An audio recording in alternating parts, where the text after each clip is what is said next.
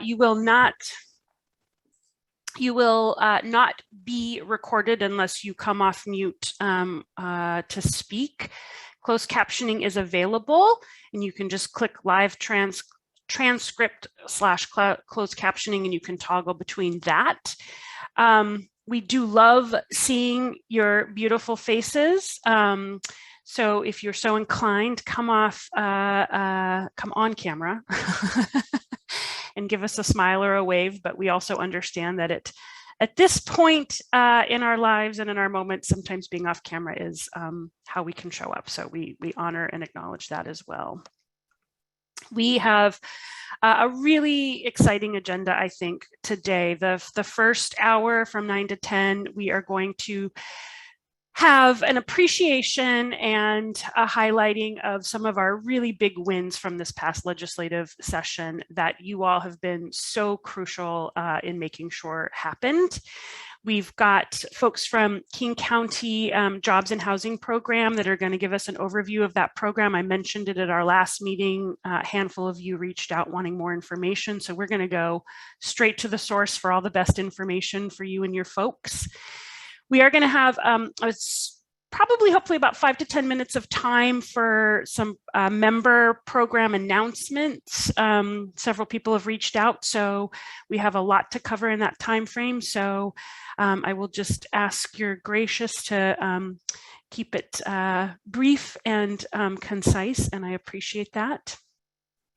And then at 10 o'clock, we're going to transition into more of potentially an emotional part of our meeting today, where we're going to mark 2 years of living and working through a pandemic.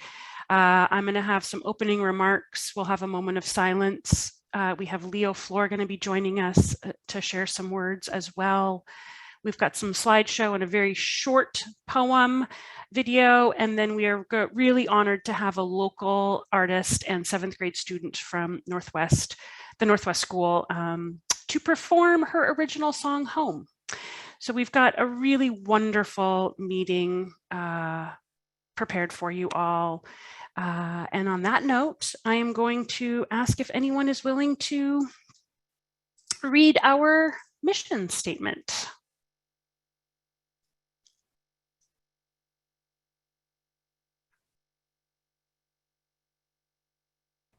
And possibly it might help if the mission statement slide were up so that people didn't have to try to remember it.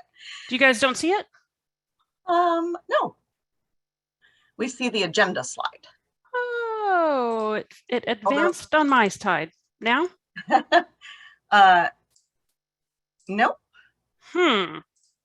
Okay, maybe. You may have to reshare. Just bring it down and then share it again. Yeah.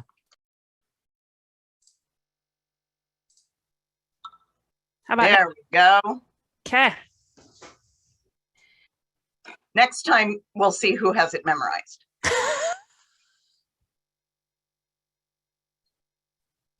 Well, I'm happy to read it, Jody, if no one else is volunteering today. Thank you. So we mobilize our community to challenge systemic causes of homelessness and advocate for housing justice. Thank you, Sarah. And on that note, I will hand it off to you and Allison to take us into our legislative session highlights. Excellent. Good morning, everyone. Oh, Sarah, you are muted, but I will just take this moment while Sarah's, there we go. I unmute myself. Wonderful. Okay. And welcome to Representative Strom-Peterson, who just joined. Perfect timing. We're just opening your part of the meeting. So thank you. Great. So as most of you know, this legislative session was a first for the coalition in putting together and organizing and running a bill. And this was an issue that was identified by all of you, our member organizations that are working on the ground with folks experiencing homelessness and living unsheltered that the DSHS offices were closed and not accessible, and that the call center wait times were unmanageable for anyone that couldn't sit on hold for hours and hours on end. And so we, in our advocacy, we took multiple paths towards advocacy, and one of those was House Bill 2075. And we were very thankful that Representative Strom-Peterson agreed to sponsor this important legislation. Representative Peterson, who represents the 21st Legislative District. And for those of you that don't, just know where every legislative district is, this is Edmonds, Linwood, Mukilteo area. And Representative Peterson, in addition to being the chair of the Human Services Committee, is often a champion of the issues that we all care about, including public benefits, DSHS offices being open, tenant protections, issues around, rent increase, controlling rent increases. And we wanted to welcome him today and just really give a huge thank you for taking this on. This bill not only made a huge difference during session, because it really elevated the issue for DSHS about how important it was for them to reopen their doors. It gave them that push to reopen their doors during the legislative session. And we now soon will have in statute that this can't happen again. DSHS cannot close their doors to the people that need these really life-sustaining public benefits. So we really thank you for that. There's some other folks here that I would also love to thank for their work on this bill. One of them is Melanie Smith, our fearless lobbyist. I personally want to thank Melanie for helping me through this, really my kind of first deep dive into the legislative session. She is a brilliant strategist, and really, she had this crazy idea of running a bill, and it wasn't so crazy after all. It was really really important work. And thank you, Melanie. And I also see Dan Wise from Catholic Community Services, who provided, very powerful testimony. I don't think Dawn Whitson, I haven't seen her on here, but I am going to show, she also is one of the people that brought this issue from REACH to us. And Leanna Cresson and Statewide Poverty Action Network, who were just really instrumental partners through all of this. I am going to, so yes, thank you all so much. I look forward to continue working with all of you and with DSHS as we really work to improve and this system for our community members. Oh, Allison, were you going to say something? I am. I'm so sorry to interrupt you, but I want to also give you your thanks publicly as well, Sarah. So, we call ourselves a small and mighty coalition. And to me, this was an extraordinary example of what it means to truly be a coalition, that you all who do the frontline work every day brought issues to our attention. We worked on them together, and we figured out all the ways that we could advocate, including through legislative action with the incredible partnership of Representative Strom Peterson, whom we will be hearing from in a moment. But I hope that Representative Peterson will allow us just a few minutes here because we wanted to show some clips of testimony in the spirit of everyone on this call seeing themselves as potential future testimony givers. It's true that Dan Wise and Don Whitson have a lot of power in their voices, but the way they develop that power is by being advocates, in part through this coalition. And I really hope that as you watch what Sarah's about to share, you think about our lawmaker colleagues who made it possible to have a forum for testimony and for this work, but also you think about yourselves and your colleagues and your clients as people whose voices are what we exist to lift up in making our systems work and changing them when they don't. So Sarah led that entire process and you deserve enormous credit. Thank you. This was definitely a joint effort. Can everyone see my screen? Okay, perfect. I practiced this ahead of time, so hopefully it will work. I'm going to start and show you some clips of what we hope you can all do next session. Minute, you get bonuses. Great. Good morning, Chairman and members of the committee. My name is Sarah Robbins, and I'm the Senior Policy Manager for the Seattle-King County Coalition on Homelessness. I am testifying today in strong support of House Bill 2075 and want to thank Representative Peterson for sponsoring this bill.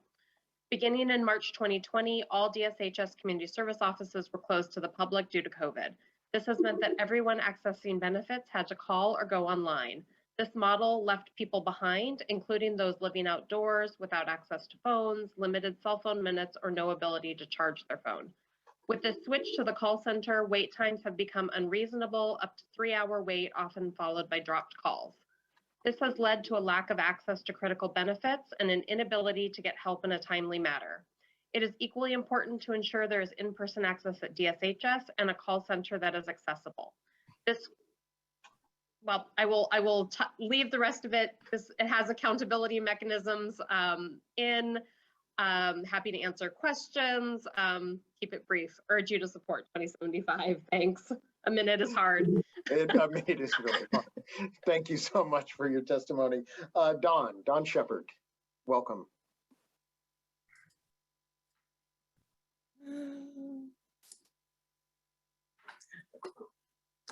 Hi there. Hello there. The floor is yours. Okay. Hello, Chair Peterson and committee members. My name is Dawn Shepard, and I'm testifying on behalf of REACH in support of House Bill 2075. My job is to connect our clients to resources in the field that they need, such as shelter, housing, medical care, state and federal benefits, IDs, etc. The statewide lockdown mandate in 2020 made sure that all the resources for unsheltered people had closed doors.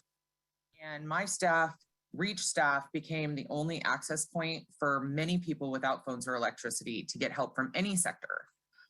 As the outreach person dedicated to the Georgetown neighborhood, I saw more than 600 clients and in this area, and we started doing pop-up tents so that people could access, use our phones to access DSHS. One client that I had, who was a Nigerian refugee, is mostly deaf. There's no way he could have accessed DSHS without my assistance. DSHS has been tasked by lawmakers with the job of providing these services and these benefits to those who need it most, and they're just simply not doing it. And I'm just asking, please, that you hold them to that commitment by passing House Bill 2075. Thank you. Thank you very much. I apologize for going over. Thank you. Thank you, Representative Peterson and members of the committee. For the record, my name is Dan Wise. I'm a Deputy Director with Catholic Community Services, and I'm here in support of House Bill 2075. Catholic Community Services has over 4,000 employees throughout Western Washington. I totally understand the difficulty of hiring and retaining a trained workforce right now. At CCS, though, we have continued to offer in-person services. It hasn't been easy. It hasn't been safe. it has been absolutely necessary. Because I know that if we limit our in-person services like DSHS has done, the people who fall through the cracks are in the depths of poverty. Day after day, we witness folks trying to go to the CSO offices and unable to get help from the state. They come see us. DSHS is the front door to a multitude of federal benefits, and I urge you to pass 2075 to send a message that DSHS must resume on-demand in-person services right now. Thank you.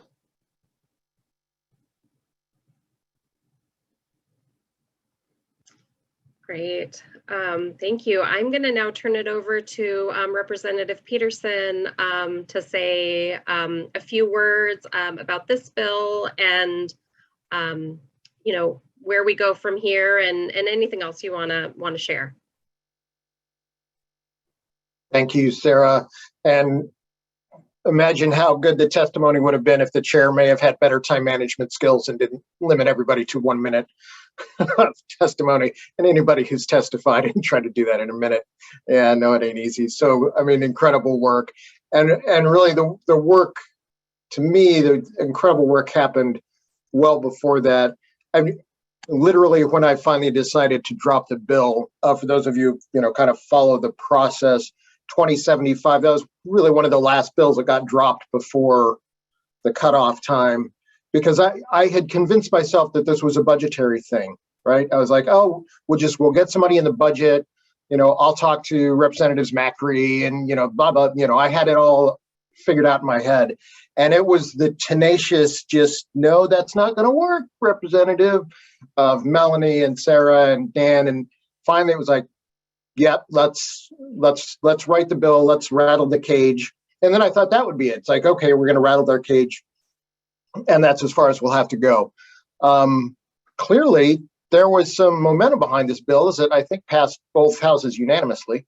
And it just really goes to tell the story of, and that's what you all did, is you told me the story and told others the story of people that just could not access these services. And those stories are just have incredible resonance with us. It works, right? So that kind of advocacy works. I was on a call last night with ACLU and other folks regarding the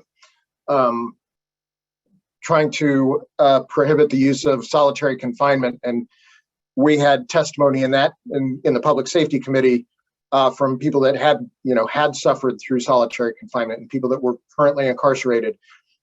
And that bill didn't make it through the House, but it made it out of that committee because of that kind of testimony. So just keep that in mind when you're working with clients and remembering that those stories count. So thank you for keeping me to task and making sure that I was doing my job to be able to sponsor this piece of legislation and get it through. It was great. So yeah, and it opened my eyes to a lot of stuff. And I think it also it's kind of moving forward, right? DSHS, of course, comes back with, you know, the $1 fiscal note. Okay, you know, their offices were already open, but we do know that their system is broken, right? That the system that they do use for getting, having people access through phone or internet is ancient and broken, as are so many systems in so many departments in the state of Washington. So on the plus side, we've kind of primed the pump, I think, for a lot of legislators to understand that, you know, we're going to have a pretty significant budget ask soon to make sure that, you know, those that can access it via phone or via internet actually have something that works. So that's kind of the technical side. The more on the philosophical side, I guess. So we had House Bill 2048, which we didn't get through, and we just kind of ran out of time on the House side. I think we just kind of, well, I don't know, things happened those last hours. But I've been talking to a few other legislators and a lot of you, and you know, it's time that we need to flip the script on how these services are offered and how they're provided. And I think I have some co-conspirators, especially in the Appropriations Committee, which is always good to have co-conspirators. And that's really, we need to figure out a way that makes it easier for people to get these services and makes it harder for DSHS or other agencies to kick people out of getting these services.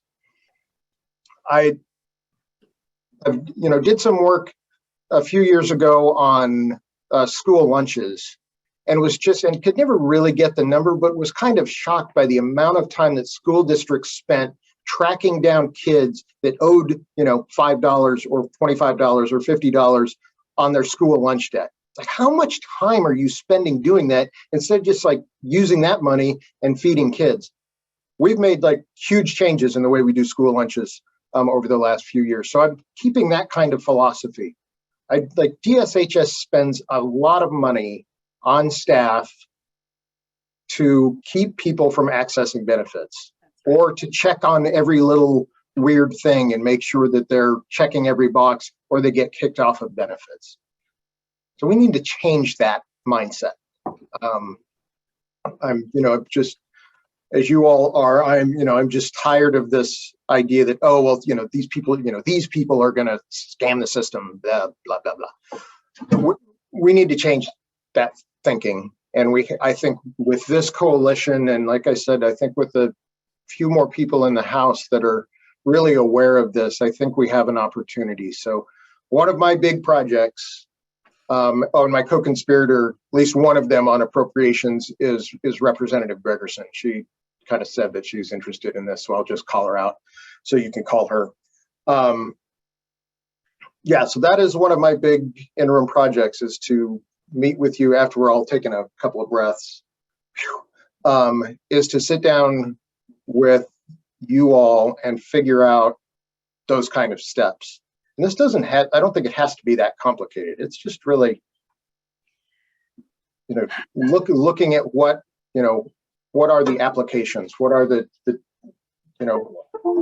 like, my ultimate goal is that this would actually be at least in staff time, would be a negative fiscal note for DSHS staff, or that then they actually get to do other parts of their job, right?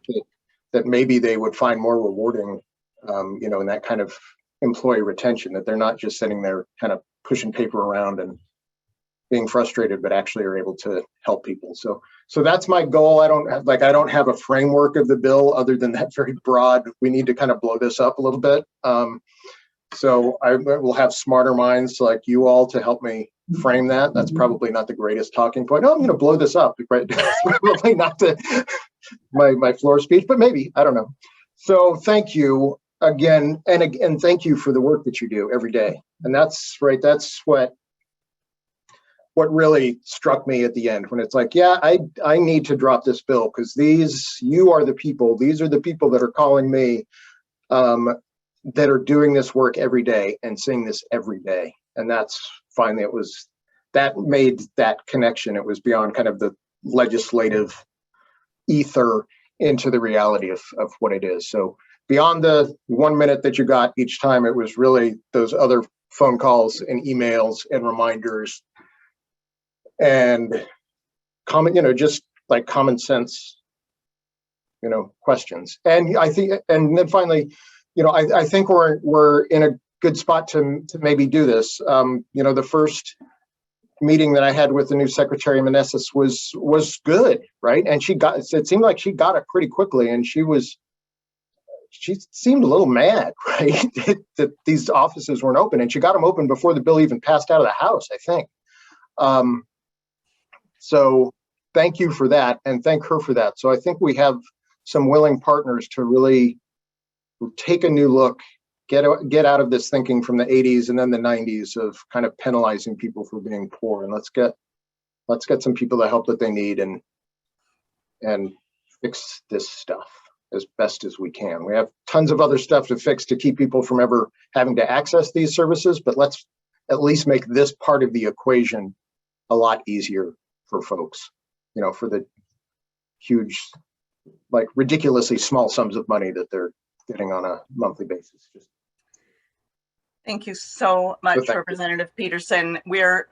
I don't know if you can keep up with the chat, but people are really excited and eager to help you in the interim work. And I think I might just ask people to, you know, come off mute or use your emojis or response features to express whether or not you think that you, your coworkers, and the people you work with might be interested in dramatically shifting DSHS's emphasis, because I think Representative Peterson is going to be a tremendous partner, along with, of course, Representative Gregerson and, you know, a number of other people who get it. And I think Sarah is right. Secretary Meneses is one of the people who gets it. She was at our meeting 1 month ago, Representative Peterson, when the bill was still in process, and she actually told our membership that in her opinion, the doors to the CSOs never should have closed. And I think we have some ingredients here to actually shift the policy as well as the practices that people encounter. I haven't yet sent this out, but we will share with you and all of your colleagues in the legislature an incredibly powerful, beautiful email that somebody who is an outreach worker in East King County shared with us about going with her client to the DSHS CSO in Bellevue, having heard from us that they were now open again and not knowing what to expect, and what an incredible transformation just that relatively simple set of tasks turned out to be for the person she was working with. And I hope that you read that and know times thousands.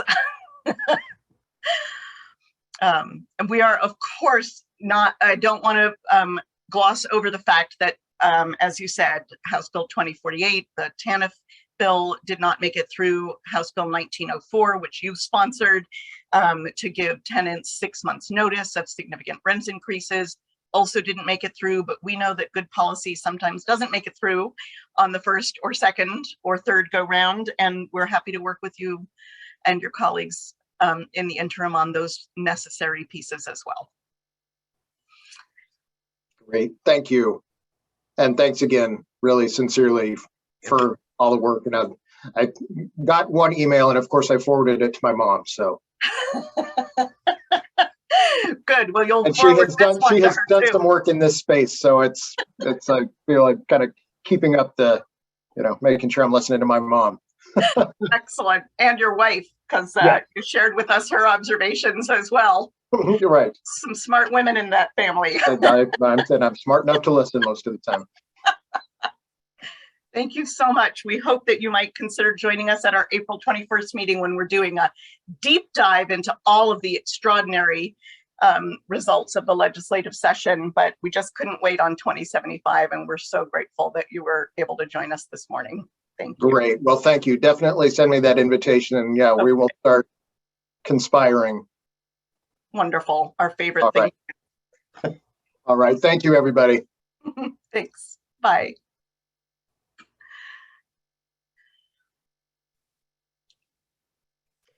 Jody, I think I'm gonna turn it back over to you, since we are a little over time, to maybe move to our next agenda item, and then maybe if we have time, we can come back to some other legislative updates. I think, maybe we'll start off the member updates with just a few touch points about other legislative highlights and pushing the April 21st meeting. But right now I would like to invite Nancy Yamamoto from the King County Jobs and Housing Program. I'm going to attempt to do this share screen again. And I'm appreciating Shauna offering me some tips and tricks. So can you all see the King County Jobs and Housing Program slideshow? Yes? Yes. Yes, thank you. Jody. Okay. And will someone be able to advance the slides for me? Great. So good morning, everyone. We're so excited to be here today. Thank you for inviting us to your meeting this morning. And we are here to talk about the King County Jobs and Housing Program. I'm going to introduce myself. I'm Nancy Yamamoto. I'm the director of the King County Jobs and Housing Program, and I am situated in King County's Office of Performance Strategy and Budget. And I have my colleague here, Sasha Gorovich, who will talk a little bit later about the jobs that we are currently recruiting for. So thank you very much. And hopefully we'll have a bit of time for Q&A as well. Know that you guys are running late, so we'll try to keep our presentation short. Have talked to, I think, several of you on the call today about the program already. So you may already have a grounding. And so we'll just run through that piece very quickly, spend most of our time talking about the recruitment process for jobs, and then take questions. So next slide. So the goal of the King County Jobs and Housing Program is to help people experiencing homelessness progress to permanent employment, gain permanent housing, and exit the homeless system. So I think the Jobs and Housing Program, we're really looking to add some additional capacity around the jobs piece. We're really looking to add some additional resources and capacity to the rapid rehousing system that you guys are already well familiar with. And I think what differentiates this program is that we had the opportunity to utilize some injection of federal funding to support job creation for individuals experiencing homelessness. So I want to talk a little bit about how we do that on the jobs piece. If you could advance to the next slide, Jody. So on the jobs side, the jobs and housing team, the program supports the wages and the benefits and the supports for jobs that are created both within the county as well as with our external partners. So with the county jobs, we reach out to various county agencies to determine, do they have the need for new jobs to be created? And then we help them identify the potential jobs and develop position descriptions. We'll also work with the host agencies around ensuring that program participants are also, in addition to the employment, are given the flexibility and the additional time to meet with their career and housing navigators and receive any necessary support services during employment. As I mentioned, the Jobs and Housing Program will cover the wages and benefits for program participants and any supplementary supervisory support and equipment needed. So for example, with our parks beautification jobs, for example, the program does pay for crew leads as well as any clothing and equipment that program participants might need to participate in employment. We also are connecting program participants and supervisors to resources and training. So one example of that is we have trauma-informed care training coming up for our supervisors and our program participants. So we are working to embed various supports and trainings in the employment experience. And then we have a dedicated jobs and housing staff that stay connected and engage with program participants and supervisory staff throughout employment. So that's a little bit on the job side. And then Sasha will talk a little bit more about the specific jobs that we're currently recruiting for later in the presentation. So next slide, please. So in terms of the program's commitment to participants, we are committing county or county supported employment to program participants. Most last between 6 months and 1 year, paying a minimum of $20 an hour. Most are between $25 and $30 an hour. Most positions are term limited temporary jobs, meaning that they come with benefits for themselves and their families. We also do provide a connection to rapid rehousing provider, and the program will support housing subsidies for up to 1 year. And then we also have a partnership with Metro, and so they've been helping us both provide ORCA cards for program participants, but also with van pool services and other transportation services so that folks are able to get to the job site. And then around career supports and navigation, we have a contract with Workforce Development Council to provide career navigation and support services to individuals, starting from day one, working on career readiness, retention support, and also career planning. So next slide, please. So this is where we're going to talk a little bit about the recruitment process. So I'm going to turn it over to Sasha to talk a little bit about that. Hi, yeah, thanks, Nancy. So the process for referring participants into our program is sort of a multi-step process. So just to clarify too, because I think this is a little confusing, is that program participants are considered participants in the program once they've been hired in the job. So it's a little different than traditional workforce or training programs where folks are enrolled in a program and then they work with a case manager to find a job. This program really starts with the job. So what I usually do is we have information about the position, the application, flyers and details about what that position will look like for participants and any extra requirements. So for example, some of the positions like elections has a computer literacy test. We'll let you know about that test. Parks does require a physical and a background check. So again, we'll share some of those details with you. So when you're meeting with potential candidates, you can have a discussion about what's the right fit. So I sent all that information out with a short referral form, which just helps us keep track of who's interested in the program, what positions, their contact information, as well as their referring case managers' contact information. And then we connect them to a pre-employment assessment. Those folks will be meeting with individuals both to see if they, maybe need some extra support preparing for the computer literacy test or identifying potential barriers, both for the interview and their first day of work. So perhaps they need transportation if they're doing an in-person interview or Wi-Fi support if it's a virtual interview. Like Nancy said, the program does come with a lot of case management and support services, but not all of that kicks on before their first day. So again, helping us identify what they might need for their first day. And so from there, the assessment case managers will let us know that a person is ready for the interview, and then someone on our team, either myself or a colleague, will reach out to you and the candidate directly to let them know about the interview. I'll share, in the next slide about the positions, but some of them will be in-person interviewing events, a one-time event, and others will be rolling virtual. So that's sort of the process. If you go to the next slide, I can talk a little bit about the different positions that we have open right now. So we have 7 positions with our HR scanning tech positions. Those are rolling, so there's no deadline. We have 1 person working right now. Those will also be virtual interviews. Folks will be coming into the office to do the work, but they'll be mostly helping different agencies at King County with files, cataloging, uploading, those kind of things. So they do not need a computer literacy test, but computer skills are obviously helpful in this job. Animal services tech, we don't have those positions posted right now, but those will probably come online soon. Those folks are working directly with animal services, helping with adoption, transfer paperwork, direct animal care, supporting volunteers.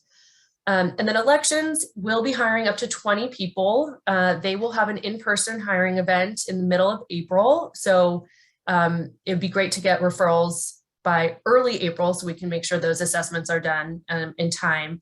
Elections is embarking on a huge voter signature update for all of King County voters. So that's a big project.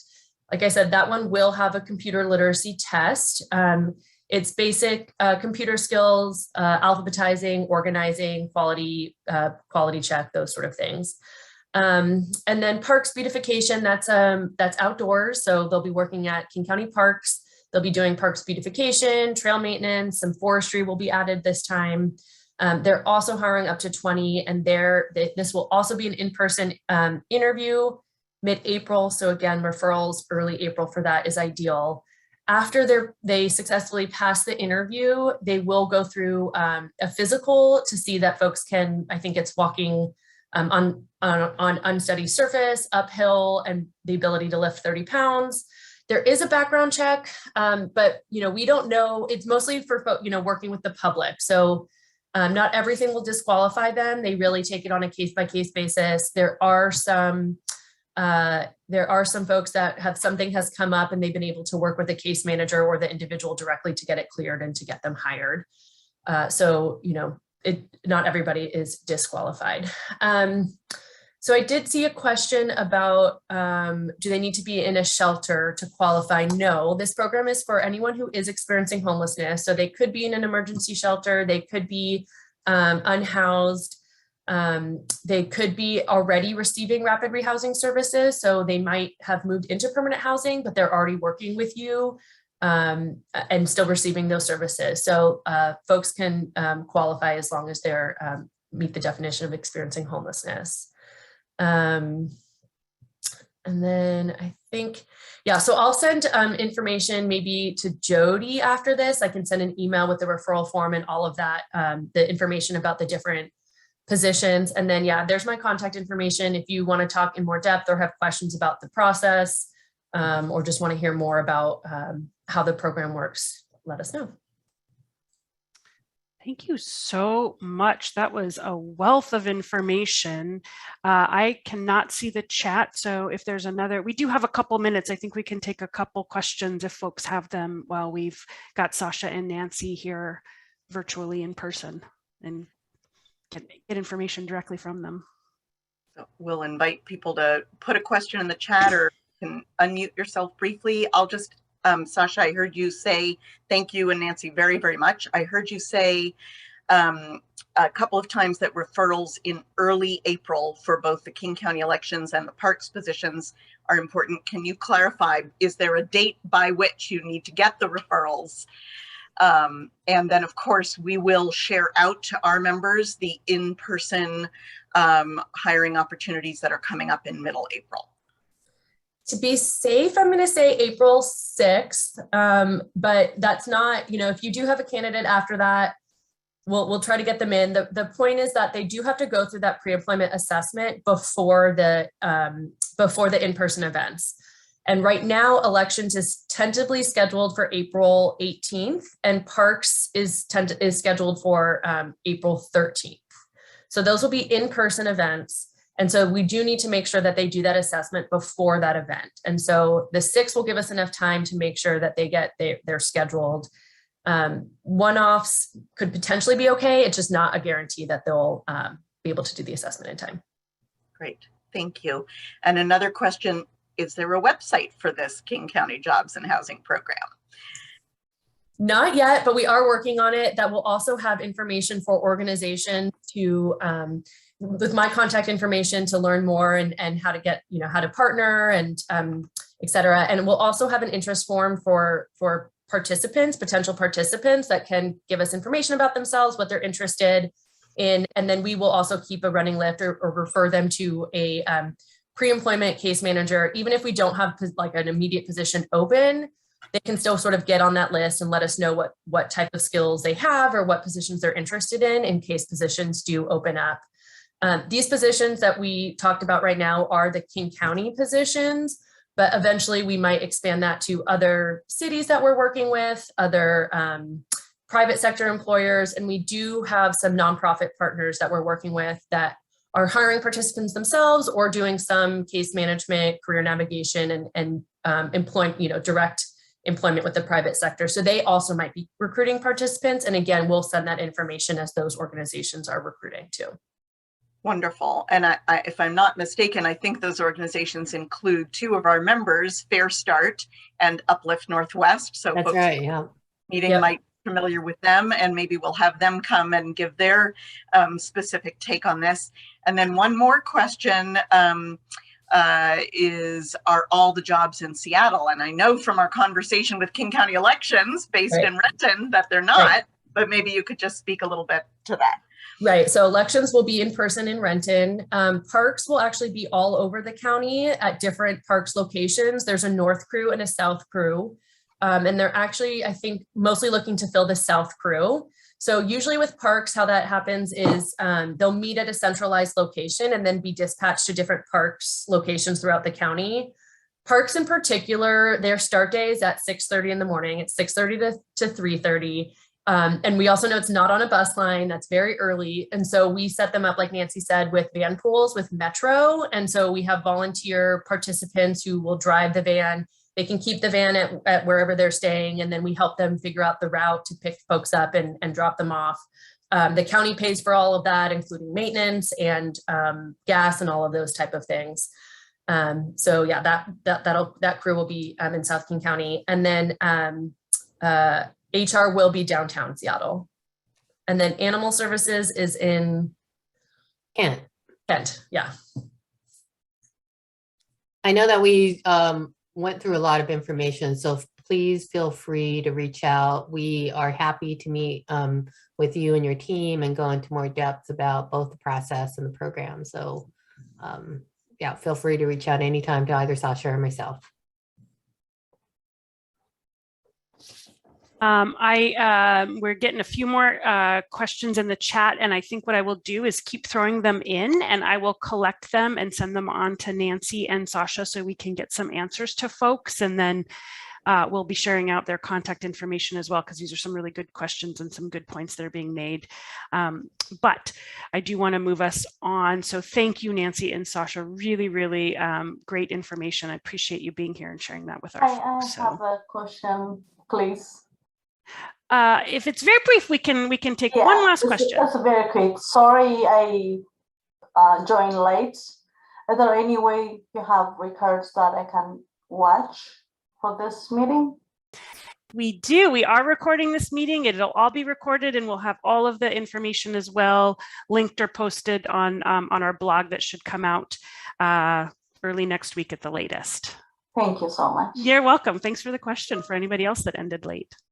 All right. Thank you, Nancy and Sasha. Appreciate it. You are welcome to stay and join us, but we also know folks are busy. So I am going to hand it back to Allison for a couple minutes to talk a little bit more about some of those legislative highlights and really amazing wins that we had.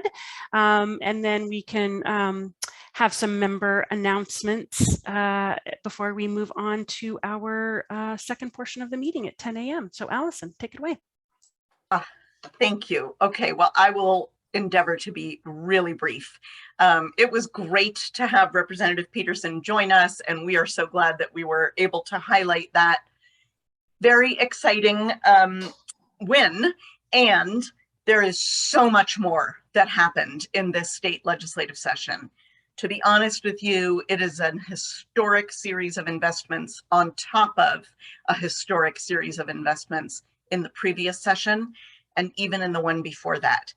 On the policy front, some really good things did not make it through and some really good things did. And we have so much unpacking to do that we haven't even fully grasped all of it. So please mark your calendars for Thursday, April 21st. We're going to invite more lawmakers to come, including Representative Macri, who of course was a champion for, I believe, what is a total of over $700 million of investments in a supplemental budget year in affordable housing and homelessness. And some really extraordinary things that we want you all to know about and to lean in and take advantage of. The thing that Sarah and I wanted to highlight for you is an incredible one-time investment in the budget, and it is a statewide $55 million budget add to provide $2,000 stipends to frontline homeless service and housing staff. And it is recognition of the fact that these essential workers, you all, have not been adequately paid for many years.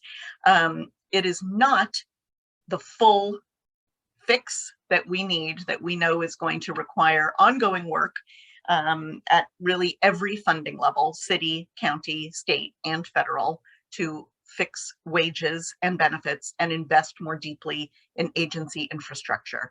It is, however, going to be $2,000 of cash in people's pockets, and with the possibility of a second stipend if people are still working in the sector some months later. So we will get you information. That whole process has to unfold. And the earliest that we think that stipends are going to be probably going out is pretty late this year. But you should know about it. You should let all your colleagues know about it. And you should be aware of the fact that what we also put into that proviso in the budget is money for a statewide study, so that by the end of 2023, there are some really clear indicators for the state legislature about the nature and scale of investments in worker pay and in homeless serving and housing organizations' infrastructures that will be necessary in future budgets. So more to come on that, but we really wanted to make sure that people heard about that, and do come on April 21st, because there's just some incredible progress that we have seen in the budget and that now we are going to need to shape and implement. That's it. Thank you. Although Melanie and Sarah will tell me if I forgot something. Okay. All right. Well, we do have a few folks on the call here that wanted to give you some great announcements. So I want to start with maybe Andrea or Leah from the Coalition for Ending Gender-Based Violence. Are either of you on to make your announcement? Yeah. So this is Andrea. I'm the MSW intern at the Coalition Ending Gender-Based Violence. And we just wanted to share that there's a current opportunity for a job posting that we have, and it's on an ongoing basis for the Domestic Violence Housing Systems Coordinator, or Domestic Violence Housing Systems Manager. So it's at that intersection of homelessness and domestic violence. So if anyone has any interest in the position, I'll post it in the chat, or if you have anyone in your networks that you think would be a good fit, please send it on to them. Thanks. Thank you. I think Heidi Neff or Carrie Cooley-Strong from CCS also wanted to make a quick announcement and maybe throw stuff in the chat. Yep, I do. And I sent stuff to you, and maybe what we could do is include it on the blog later to announce to everybody. So good morning. I'm so happy to be here on this victorious day with the legislative wins, and congratulations to everybody, but particularly Skitch. Your leadership is always just amazing to me. So great day today. I wanted to share about, well, my name's Carrie Cooley-Strom. I'm with Catholic Community Services, and Dan Wise, Heidi Neff, and I work on workforce initiative partnerships with Highline College, Seattle Central College, and an array of our sister housing and homeless service organizations. The programs, the partnerships provide supportive college opportunities for clients and direct services staff who are either preparing for employment or who are wanting to advance their careers in our field.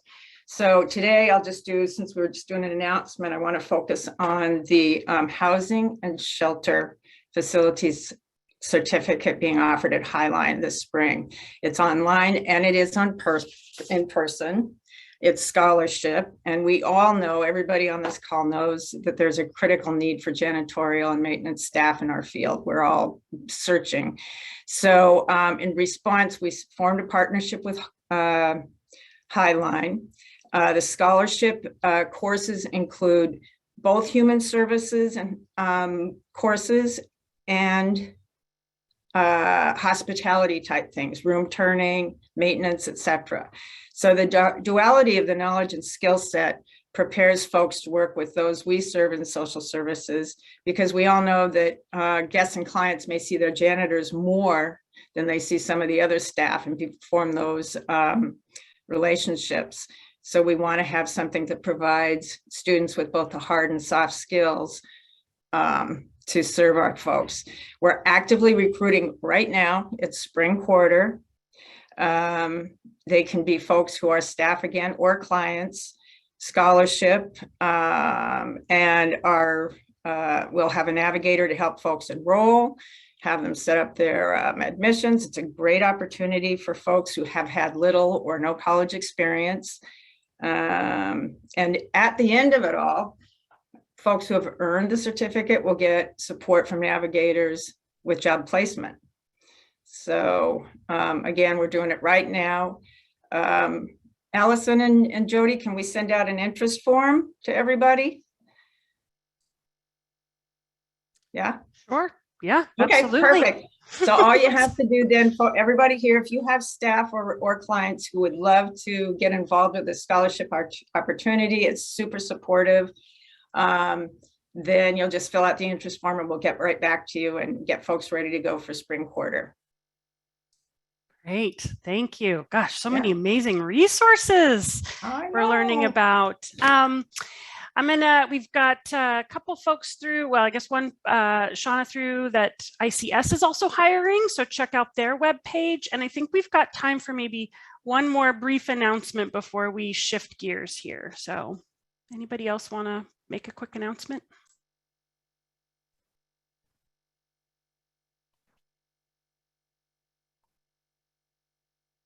I asked our friends at anybody else who has a job posting to announce to just put it in the chat.